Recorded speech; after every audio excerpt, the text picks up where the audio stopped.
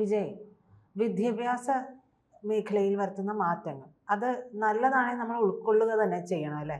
ഇപ്പോൾ സമയമാറ്റം കൊണ്ടുവന്നിട്ടുണ്ടല്ലോ, അരമണിക്കൂറിന്റെ കാര്യമുള്ളൂ, ഒരു 15 മിനിറ്റ് നേരത്തെ എന്നുള്ളത് മാത്രമാണ്. അപ്പൊ അതൊരു നല്ല കാര്യമാണ് സത്യത്തിൽ. 15 മിനിറ്റ് നേരത്തെ, 15 മിനിറ്റ് വൈകിട്ട്, വൈകിട്ട് കുറച്ചും കൂടെ അതെ, താമസിച്ചു. 9:15 ടോട്ടൽ 30 മിനിറ്റ്സ്. അങ്ങനെ 9:15 4:15 അങ്ങനെയാണ് ആ ഒരു ടൈം വരുന്നത്. അപ്പോൾ അത് ശരിക്കും പറഞ്ഞാൽ നല്ലൊരു കാര്യമാണ്. ഒരു മാറ്റം വരുത്തുന്നത് നല്ലതാണെങ്കിൽ സർക്കാർ അതുമായി മുന്നോട്ട് പോകട്ടെ. അതിലൊക്കെ ഈ മതസംഘടനകളൊക്കെ ഇടപെടുന്നത് ശരിയാണോ? പിന്നെ ഒരു കാര്യം ചോദിക്കാനുള്ളത്, UDF ഈ കാര്യത്തിൽ എന്ത് നിലപാടായിരിക്കും എടുക്കുക? UDFന്റെ നയം ഏകദേശം വ്യക്തമായതാണ്. സൂംബയുടെ വിഷയത്തിൽ സതീശന്റെ ഒരു നിലപാട് കേട്ടിട്ടുണ്ടായിരിക്കുമല്ലോ. അതായത് ചർച്ച ചെയ്യേണ്ടിയിരുന്നു എന്നുള്ളത്. വെള്ളം ചേർക്കുന്ന തരത്തിലുള്ള ഒരു നിലപാടാണ്. അതായത് ഇതൊക്കെ ചർച്ച ചെയ്തിട്ട് ചെയ്യാമായിരുന്നു. ഈ മതസംഘടനകളുമായിട്ട് വിദ്യാഭ്യാസ ചർച്ച ചെയ്യേണ്ടത് എന്താണെന്നൊക്കെയുള്ള ചോദ്യം അദ്ദേഹത്തിനോട് ചോദിക്കേണ്ടതായിട്ടുണ്ട്. അതവിടെ നിൽക്കാം. അപ്പം നമുക്ക് ഈ വിഷയം എന്താണെന്നുള്ളതിനൊന്ന് ബ്രീഫ് ചെയ്യാം. അതായത് ഈ സമസ്ത എന്ന ഈ പറയുന്ന സംഘടന, സമസ്ത എന്ന സംഘടന ഈ വിദ്യാഭ്യാസവുമായിട്ട് ബന്ധപ്പെട്ട് നിരവധി വിഷയങ്ങളിൽ ഇതിന് മുന്നേയും പറഞ്ഞിട്ടുണ്ട്, ഇപ്പോഴും അത് പറയുകയാണ്. അപ്പൊ ഈ മതേതരമായിട്ടുള്ള പല വിഷയങ്ങളിലും ഇങ്ങനെയുള്ള ഇടപെടലുകൾ സമസ്ത മാത്രമല്ല, ഈ പലതരത്തിലുള്ള മുസ്ലിം സംഘടനകളുടെ ഇടപെടൽ നമ്മൾ കണ്ടിട്ടുണ്ട്. അതിൽ ഈ മതപരമായിട്ട് ഉള്ള ആംഗിളിൽ നിന്നുകൊണ്ട് ഈ വിഷയത്തെ സമീപിച്ചിട്ട് അവരുടേതായിട്ടുള്ള അഭിപ്രായം അവരിങ്ങനെ പറയും.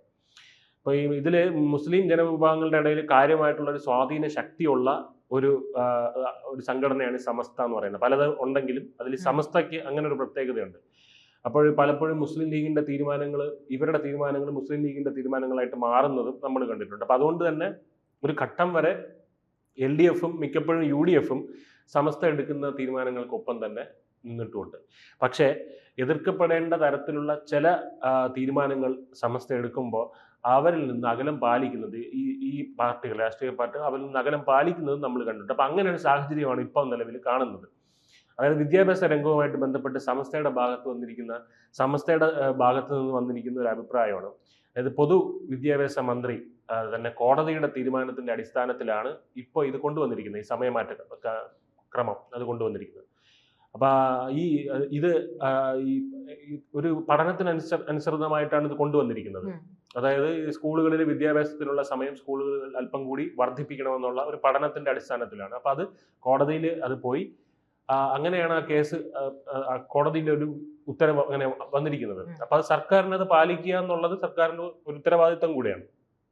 അപ്പൊ രാവിലെയും വൈകുന്നേരവും 15 മിനിറ്റ് നേരം സ്കൂളിന്റെ സമയം വർദ്ധിപ്പിക്കുക. രാവിലെ 15 മിനിറ്റ് നേരത്തെ ആക്കുന്നെങ്കിൽ വൈകുന്നേരം 15 മിനിറ്റ് അധികമാക്കുന്നു. ഈ ഘട്ടത്തിലാണ് സമസ്തയ്ക്ക് എതിർപ്പ് വരുന്നത്. അതായത് മതപരമായിട്ടുള്ള കാര്യങ്ങളും പറഞ്ഞാണ് ഇവർ എതിർപ്പിന് വന്നിരിക്കുന്നത്. അവർക്ക് ഒരു കാര്യം ആദ്യമേ പറയാം, അവർക്ക് ഈ അവരുടെ കമ്മ്യൂണിറ്റിയെ പ്രതിനിധീകരിക്കുന്നതിനും അതിൻ്റെ അടിസ്ഥാനത്തിലുള്ള കാര്യങ്ങളെ വിശദീകരിക്കുന്നതിനും ഒക്കെ അവർക്ക് ജനാധിപത്യമായിട്ടുള്ള എല്ലാ അവകാശങ്ങളും ഉണ്ട്. സ്വാതന്ത്ര്യമുള്ള സംഘടനയാണ്. പക്ഷേ ഈ പൂർണ്ണമായും മതേതരമായിട്ടുള്ള ഒരു സെക്യുലർ ഫംഗ്ഷൻ എന്ന് നമ്മൾ നിസ്സംശയം പറയാവുന്ന വിദ്യാഭ്യാസ മേഖല, അതിൽ അനാവശ്യമായിട്ടുള്ള ഈ മതത്തിന്റെ ഇടപെടലുകൾ നടത്താനായിട്ടാണ് ഈ സമസ്ത ശ്രമിക്കുന്നത്. സ്കൂളിന്റെ പ്രവൃത്തി സമയം അല്ലെങ്കിൽ ഈ മതപഠനം എന്നുള്ളതിനേക്കാൾ ഉപരി നമ്മൾ പ്രാധാന്യം കൊടുക്കുന്നത് വിദ്യാഭ്യാസത്തിനാണ്. അതെ, അത് ബഹുഭൂരിപക്ഷം. പക്ഷെ ഇവരങ്ങനെ കൊടുക്കുന്നില്ല. അതാണ് ഇവിടെ പ്രശ്നം. കാരണം ഇവര് അത് അതിലോട്ട് വരാം. അതായത് സ്കൂളിന്റെ പ്രവൃത്തി സമയം മദ്രസ ക്ലാസ്സുകളെ ബാധിക്കും എന്ന് പറയുമ്പോൾ നമ്മളത് ചെരുപ്പിനനുസരിച്ച് കാല് മുറിക്കുക എന്ന് പറയും. അതാണ് ഇവിടെ ചെയ്യുന്നത്. നമ്മുടെ കാലിന്റെ ഭാഗത്തിനനുസരിച്ച് ചെരുപ്പിനെ തുന്നി ശരിയാക്കുക എന്നുള്ളതാണ് ശരിക്കും ഒരു കോമൺ സെൻസ് അല്ലേ ഉള്ള ഒരാൾ ചെയ്യേണ്ടത്. പക്ഷെ ഇവരുടെ ന്യായ വൈകല്യങ്ങൾ എന്നാണ് അതിനെ പറയുന്നത്. ഇവരുടെ ന്യായ വൈകല്യങ്ങൾ എന്തൊക്കെയാണ്? ഇവർക്ക് ഈ സ്കൂളിന്റെ പ്രവൃത്തി സമയം മദ്രസ ക്ലാസ്സുകളുമായിട്ട് ക്ലാഷ് ആവും എന്നുള്ളത് കൊണ്ട് ഇതിൽ നിന്ന് സർക്കാർ പിന്നോക്കം പോകണം. ഇതിൽ ഇവരുടെ നേതാവ് ജെഫ്രി മുത്തുക്കോയ തങ്ങൾ അറിയാതിരിക്കല്ലോ. അദ്ദേഹം സംസ്ഥാന സർക്കാരിന് നേരിട്ടൊരു പരാതി നൽകിയിരുന്നു. ആ പരാതി വേണ്ട രീതിയിൽ പരിഗണിച്ചില്ല എന്നതാണ് ഇവരുടെ ഇപ്പോൾ സമസ്തയുടെ ഒരു പരാതി. അതൊരു പരാതിയായിട്ട് മാറി. പരാതിയായിട്ട് മാറി. അപ്പൊ ഇന്നലെ ഒരു സമസ്തയുടെ ഒരു മീറ്റിംഗ് കൂടിയിട്ടുണ്ട്. അപ്പൊ ആ മീറ്റിംഗിലാണ് സർക്കാർ ഈ തീരുമാനം പുനഃപരിശോധിച്ച് പിൻവാങ്ങുന്നത് വരെ അതിശക്തമായിട്ടുള്ള സമര പ്രതിഷേധ പരിപാടികളുമായിട്ട് മുന്നോട്ട് പോകാനാണ് സമസ്ത തീരുമാനിച്ചിരിക്കുന്നത് എന്ന് അറിയിച്ചിരിക്കുന്നത്. അപ്പോൾ ഈ തീരുമാനം എടുത്തിരിക്കുന്നത് സമസ്ത കേരള മദ്രസ മാനേജ്മെന്റ് അസോസിയേഷൻ ആണ്. അപ്പോൾ ഇതൊരു ജനാധിപത്യ വിരുദ്ധ സമരമാണെന്നുള്ളതിൽ യാതൊരു തർക്കവുമില്ല. ഇല്ല. തീർച്ചയായിട്ടും. കാരണം എന്തൊക്കെ തരത്തിലുള്ള തീരുമാനങ്ങളാണ് സമസ്തയെ വേദനിപ്പിച്ചിരിക്കുന്നതെന്ന് നോക്കിക്കഴിഞ്ഞാൽ അവരത് പറഞ്ഞിട്ടുണ്ട്. ഒന്നാമത്തെ കാര്യം നേരത്തെ സൂചിപ്പിച്ചതുപോലെ വിദ്യാലയങ്ങളുടെ സമയം രാവിലെ കുറച്ച് നേരത്തെ ആക്കുന്നു. അത് മദ്രസ വിദ്യാഭ്യാസവുമായി ബന്ധപ്പെട്ട് തടസ്സങ്ങൾ ഉണ്ടാക്കുന്നു. ഇത് ഓക്കെ. രണ്ടാമത്തത് ഇത് ജിഫ്രി മുത്തുക്കോയ തങ്ങൾ തന്നെ സർക്കാരിന് പരാതി രേഖാമൂലം കൊടുക്കുന്നു. പക്ഷെ വേണ്ട രീതിയിൽ അതിനെ പരിഗണിക്കപ്പെട്ട വിഷയമാക്കി മാറ്റിയിട്ടില്ല. ഇതൊക്കെയാണ് ഇവരുടെ പരാതി. ശരിക്കും ഇത് വേദനാജനകമായിട്ടുള്ള ഒരു കാര്യം തന്നെയാണ്, ഇല്ലയെന്ന് പറയുന്നില്ല. കാരണം നമ്മളൊരു വിഷയം സർക്കാരിനെ അറിയിക്കുന്നു, അതിന് ഉചിതമായിട്ടുള്ള തീരുമാനം സർക്കാരിന്റെ ഭാഗത്ത് നിന്ന് ഉണ്ടാകണം. പക്ഷേ ആ തീരുമാനം ഒരു കാര്യം നമ്മൾ അറിയിക്കുമ്പോൾ അതൊരു ലോജിക്കൽ ആയിട്ടുള്ള കാര്യം. അതെ, അതെ ഞാൻ പറഞ്ഞു വരുന്നത്. ഉചിതമായിട്ടുള്ള തീരുമാനം സർക്കാരിന്റെ ഭാഗത്ത് നിന്ന് ഉണ്ടാകണമെന്ന് പറയുമ്പോൾ ആ തീരുമാനം സർക്കാരിന്റെ ഭാഗത്ത് നിന്ന് അത് അവരെ അറിയിക്കുക എന്ന ഒരു ന്യായമായ ഒരു കാര്യം സർക്കാർ ചെയ്യേണ്ട ഒരു കാര്യമാണ്. അതുകൊണ്ട് ഈ വിഷയത്തിൽ സർക്കാർ ചെയ്യേണ്ടിരുന്ന ഒരു ലളിതമായ കാര്യം, നിങ്ങളുടെ തീരുമാനം നമുക്ക് സ്വീകാര്യമല്ല എന്ന് 2 വരിയിൽ എഴുതി ജിഫ്രി മുത്തുക്കോയ തങ്ങൾക്ക് മറുപടി കൊടുക്കാമായിരുന്നു. പക്ഷെ അത് ചെയ്യാത്തത് വളരെ മോശമായി പോയി. അത് അദ്ദേഹത്തിന്റെ ആവശ്യം നിരസിച്ചിരിക്കുന്നു എന്ന് പറയാനുള്ള ഒരു ആർജവം അല്ലെങ്കിൽ ഒരു സാമാന്യ മര്യാദ അത് സംസ്ഥാന സർക്കാർ കാണിക്കേണ്ടിയിരുന്നു. പക്ഷെ തീരുമാനം അംഗീകരിക്കണമെന്നോ അല്ലെങ്കിൽ അത് പരിഗണിക്കണമെന്നോ യാതൊരു വിധത്തിലുള്ള താല്പര്യവും നമുക്കില്ല. നമുക്കല്ല, പൊതുജനത്തിനില്ല, കേരള സമൂഹത്തിന് തന്നെ ഇല്ല എന്ന് പറയാം. അപ്പൊ ഇതാണ് ഇവരുടെ ഒന്നാമത്തെയും രണ്ടാമത്തെയും വിഷയം. ഇനി അടുത്ത മൂന്നാമത്തെ വിഷയം, ഈ കാര്യത്തിൽ സർക്കാർ സംസ്ഥയുമായി ചർച്ചകൾ നടത്തിയിട്ടില്ല എന്നുള്ളതാണ്. അപ്പോൾ ഈ മതപരമായിട്ടുള്ള കാര്യമല്ല ഇത് സാമൂഹികമായിട്ടുള്ളൊരു വിഷയം പോലും അല്ല. ഇത് നമ്മുടെ ഒരു പൊതുവിദ്യാഭ്യാസ രംഗം എന്ന് പറയുന്നത് എങ്ങനെ അതിൻ്റെ പ്രവർത്തന സമയം എങ്ങനെയായിരിക്കണം, അല്ലെങ്കിൽ അതിൻ്റെ ഒരു പുനഃക്രമീകരണം വേണോ വേണ്ടയോ, ഇങ്ങനെയുള്ള കാര്യങ്ങളൊക്കെ സർക്കാരിൻ്റെ ഭാഗത്തു നിന്ന് മാത്രം ഉണ്ടാകുന്ന തീരുമാനമല്ല. ഇതിൽ പ്രത്യേകിച്ച് കോടതിയുടെ തീരുമാനവും കൂടെ ഉണ്ട്. അപ്പോൾ അങ്ങനെ ഒരു വിഷയത്തിൽ ആരെങ്കിലുമായി സർക്കാർ ഒരു കൂടിക്കാഴ്ച നടത്തിയേ തീരൂ എന്നൊന്നുമില്ല. അതായത് ഇതുപോലെ ഉള്ള സംഘടനകൾ പ്രത്യേകിച്ച്. കാരണം ഇത് പൂർണ്ണമായും നയപരമായിട്ടുള്ള ഒരു കാര്യമാണ്.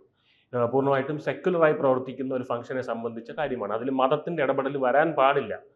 അപ്പോൾ ഏതെങ്കിലും മതസംഘടനകളുമായിട്ട് ചർച്ച നടത്തുന്ന ഒരു സാഹചര്യം ഇവിടെയല്ല. നാട്ടിൽ നടക്കുന്ന എല്ലാ കാര്യങ്ങൾക്കും സമസ്ത അല്ലെങ്കിൽ മുസ്ലിം സംഘടനകളെ പരിഗണിക്കണം, അവരുമായി ചർച്ച നടത്തണമെന്നൊക്കെ ഇവർ പറയുന്നതിൻ്റെ ഇവരെന്താണ് അതുകൊണ്ട് ഉദ്ദേശിക്കുന്നത് എന്നുള്ളതാണ്. ഈ വിദ്യാഭ്യാസപരമായ കാര്യത്തിലൊക്കെ മതസംഘടനകൾ ഏത് മതസംഘടന ആയിക്കോട്ടെ, ഒരു വിഭാഗത്തിന്റെ അത്തരത്തിലുള്ള ഒരു ചർച്ചയ്ക്ക് വിളിച്ചു കഴിഞ്ഞാൽ പിന്നീട് സർക്കാരിന്, വരുന്ന സർക്കാരായാലും ഏത് സർക്കാരായാലും, ആ സർക്കാരുകൾ നേരിടുന്ന പ്രധാനപ്പെട്ട പ്രശ്നം എന്ന് പറഞ്ഞാൽ സർക്കാർ എടുക്കുന്ന വിദ്യാഭ്യാസപരമായിട്ടുള്ള ഏത് തീരുമാനത്തിനും ഇത്തരത്തിലുള്ള മതസംഘടനകൾക്ക് ചെവി കൊടുക്കേണ്ടി വരുന്ന ഒരു അവസ്ഥയുണ്ടാവും.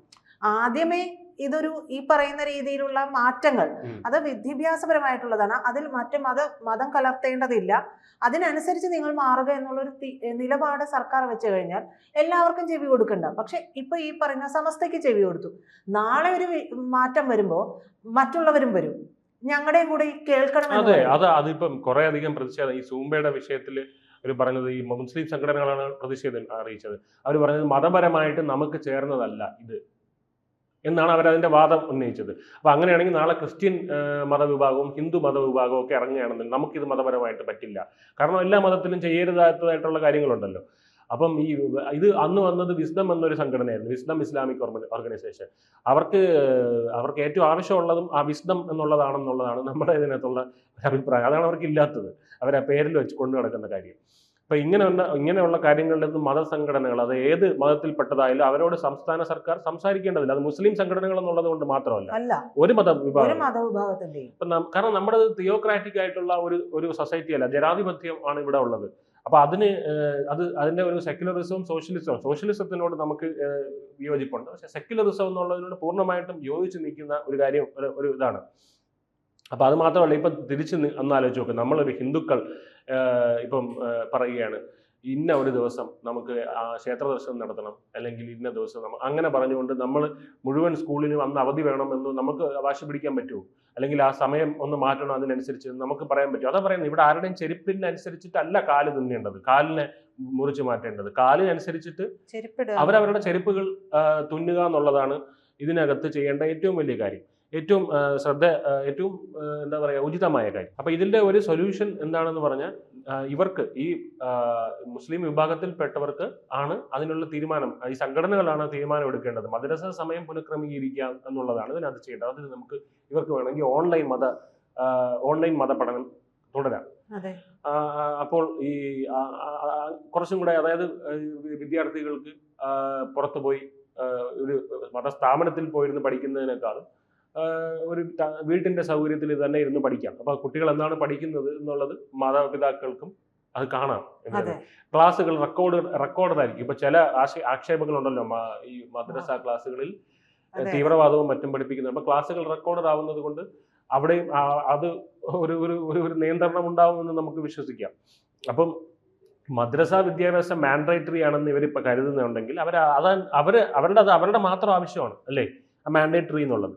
അവരതിന് സമയക്രമത്തിനനുസരിച്ചിട്ട് അത് പുനഃക്രമീകരിക്കും. അല്ലാതെ ഞങ്ങൾ ഒരു തരത്തിലുള്ള വിട്ടുവീഴ്ചയ്ക്കും തയ്യാറല്ല, ഞങ്ങൾ 15 മിനിറ്റ് അഡ്ജസ്റ്റ് ചെയ്യാൻ തയ്യാറല്ല, നിങ്ങൾ വേണമെങ്കിൽ നിങ്ങളുടെ സമയം നമുക്കനുസരിച്ച് മാറ്റിത്തരണം എന്ന് പറയുന്നതിനോട് യാതൊരു രീതിയിലും നമുക്ക് യോജിക്കാൻ പറ്റുമെന്ന് മാത്രമല്ല, അത് ജനാധിപത്യപരമായിട്ടുള്ള ഒരു മര്യാദയുമല്ല. അപ്പോൾ സംസ്ഥാന സർക്കാർ ഇതുവരെ എടുത്തിരിക്കുന്ന നിലപാടുകൾ തന്നെയാണ് ശരി. വിദ്യാഭ്യാസ മന്ത്രി ശിവൻകുട്ടിയുടെ പ്രതികരണങ്ങളെല്ലാം കേട്ട് കാണുമല്ലോ. അതായത് ഇനി നാളെ ആ തീരുമാനം മാറുമെന്നൊന്നും നമുക്കറിയത്തില്ല. എന്തായാലും അദ്ദേഹം പറഞ്ഞു ചില മതസംഘടനകൾക്ക് വേണ്ടിയൊന്നും ഇവിടെ ഒന്നും ചെയ്യാനൊന്നും പറ്റില്ല. അദ്ദേഹം തനതായിട്ടുള്ള തിരുവനന്തപുരം ഭാഷയിൽ അദ്ദേഹം അത് പറഞ്ഞിട്ടുണ്ട്. പോയി പണി നോക്കാൻ പറഞ്ഞു.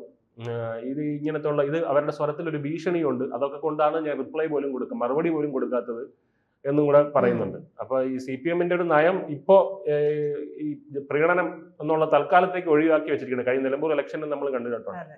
എന്തായാലും ഇവരുടെ കുട്ടികൾ, അതായത് ഈ സംഘടന അവർ തീരുമാനിക്കേണ്ടത് അവരുടെ കുട്ടികൾ സ്കൂൾ വിദ്യാഭ്യാസമാണോ മദ്രസ വിദ്യാഭ്യാസമാണോ എന്ന് അവർ തീരുമാനിക്കട്ടെ. അതാണ് നമുക്ക് ഈ വിഷയത്തിൽ പറയാനുള്ളത്.